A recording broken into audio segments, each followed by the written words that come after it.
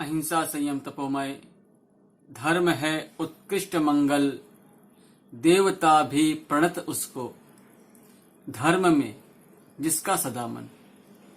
अंतः विराजित योगी पुरुष महातपस्वी आचार्य श्री महाश्रमण जी के चरणों में कोटि से वंदन। मनुष्य जिसमें चिंतन मनन अनुशीलन करने की क्षमता हो वो मनुष्य कहलाता है। हम मनुष्य हैं, हमें चिंतन करने की क्षमता है, हमें अनुशीलन करने की क्षमता है, हमें मनन करने की क्षमता है। मनुष्य में वह क्षमता है, यदि ऊंचा उठे तो सिद्ध लोक तक जा सकता है और नीचे गिरे तो सातवीं नारकी तक जा सकता है। हमारे भीतर सरलता है, विनम्रता है, करुणा है और हम किसी से ईर्ष्या नहीं करते तो मनुष्य गति को प्राप्त कर सकते हैं। ये गति दुर्लभ है, पारसमणि की तरह है,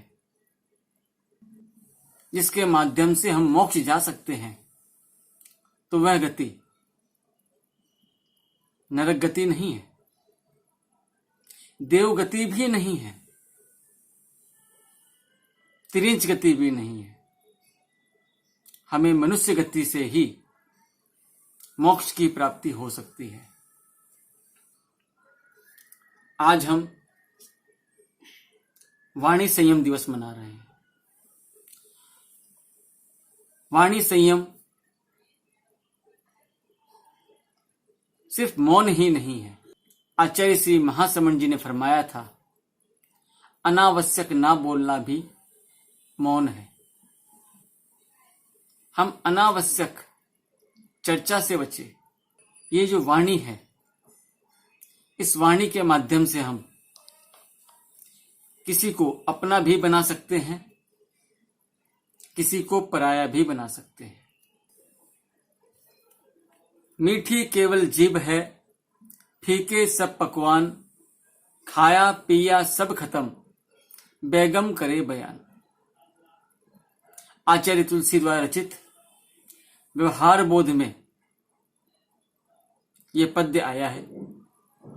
एक बार दरबार में राजा अकबर ने जिज्ञासा रखी, मीठी क्या है, सबसे मीठी क्या है।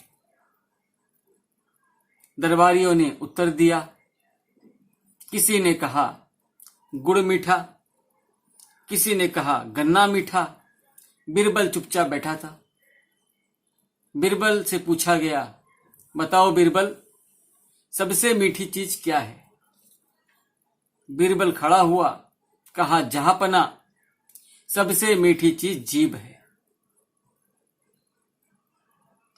महाराज ने कहा, बिरबल, ये जीभ भी कोई स्वाद वाली होती है क्या, ये मीठी कैसे हुई। बिरबल ने कहा, कुछ समय चाहिए। आज राजा ने समय दे दिया। कुछ दिन बीते। एक दिन बिरबल ने महारानी को खाने के लिए न्योता दिया, महारानी को अपने घर खाने के लिए बुलाया।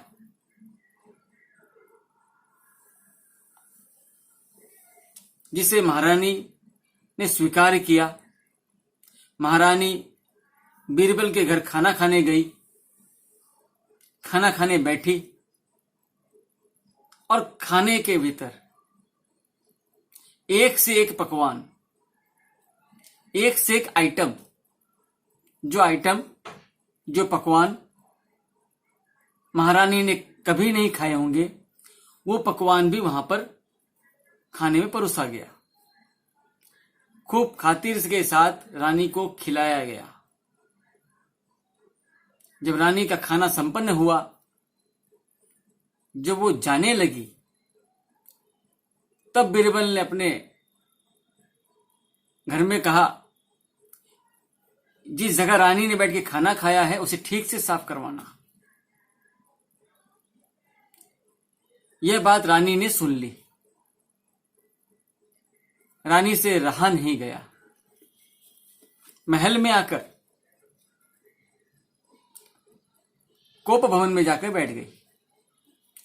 कोप भवन वह स्थान होता था जहां कभी क्रोध आने पर, गुस्सा आने पर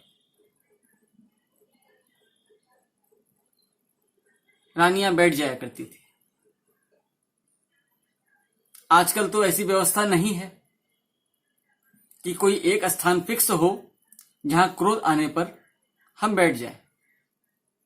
आजकल तो प्रत्येक कमरा,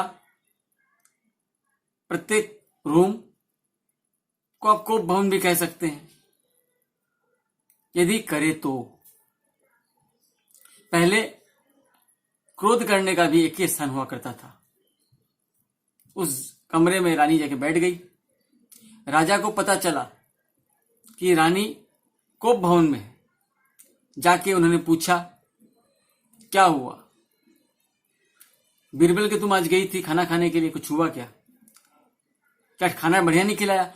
बोले एक से एक पकवान खिलाए, एक से एक आइटम खिलाया, पर मैं जब निकलने लगी तब कहा जगह को ठीक से साफ करना। दूसरे दिन दरबार बैठा। दरबार में राजा ने पूछा कि बीरबल तुमने ऐसा क्यों किया, किस लिए किया? रानी के साथ ऐसा बर्ताव? तब बीरबल ने कहा, अन्नदाता क्षमा चाहूंगा,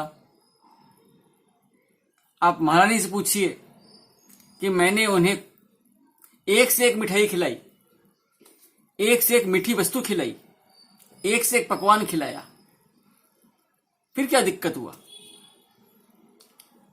राजा ने बताया, तुमने ऐसा क्यों कहा, सफाई करना।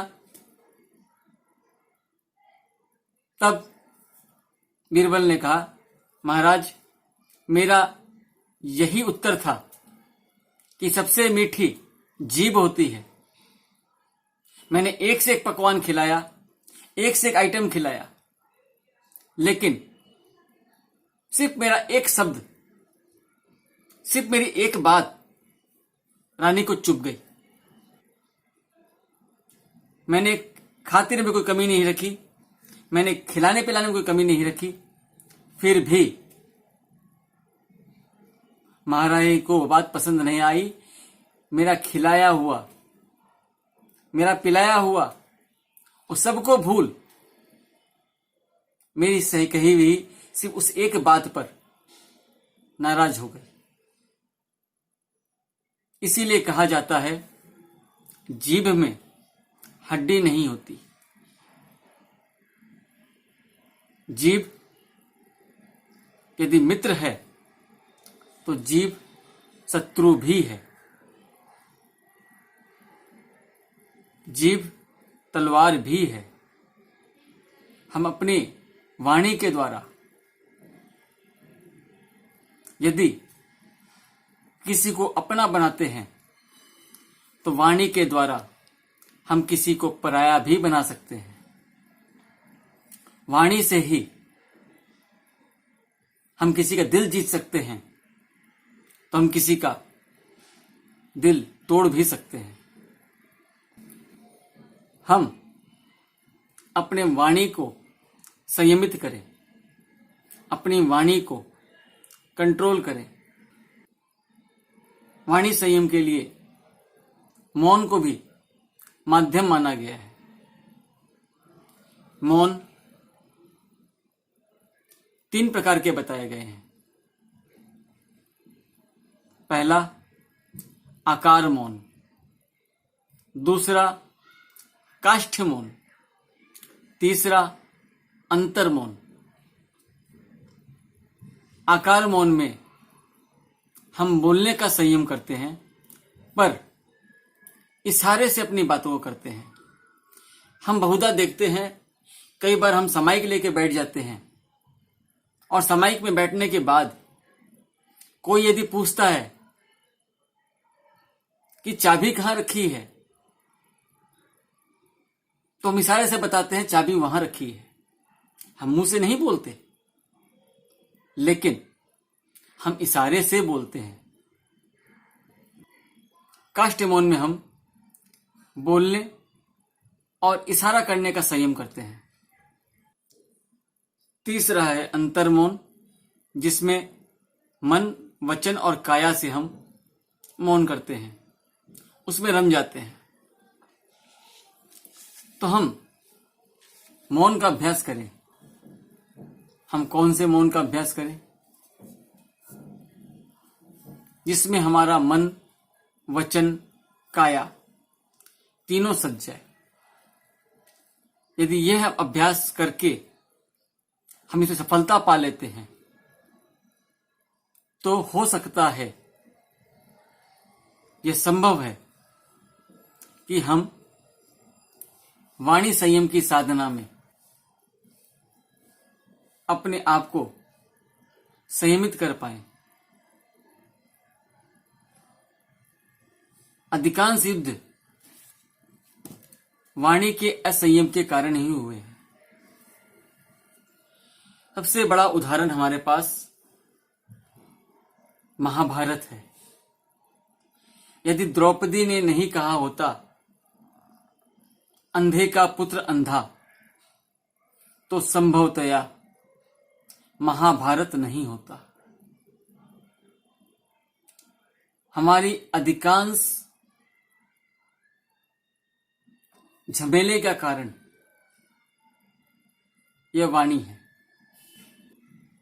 आत्मावलोकन करें, आत्मचिंतन करें, आत्ममंथन करें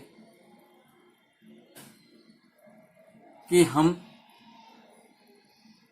अपने आप को पुष्ट करें, अपने आप को सीमित करें, क्योंकि जितना हम अपनी वाणी का संयम करेंगे, हम अनावश्यक विवाद से बच पाएंगे। जितना हम आत्मरमण करेंगे, उतना हम आत्मा के निकट आ पाएंगे। तो हमें आज के दिन यही प्रयास करना है, यही लक्ष्य बनाना है, यही एम बनाना है कि हम वाणी का संयम करेंगे, आत्मचिंतन करेंगे कि हमने आवश्यक कितना कहा, अनावश्यक कितना कहा। हमें अपने भीतर प्रवेश करना है। पर्युषण महापर्व में हमें कुछ प्रयास करना है कि हम डेली जो दिवस आ रहे हैं, उस दिवस को माध्यम बनाकर अपने लिए कुछ साधना का प्रयोग कर सकें। मौन करना अच्छी बात है, करना भी चाहिए, लेकिन मौन के साथ हमें अनावश्यक से बचना चाहिए। ओम अरहम, ओम अरहम, ओम अरहम।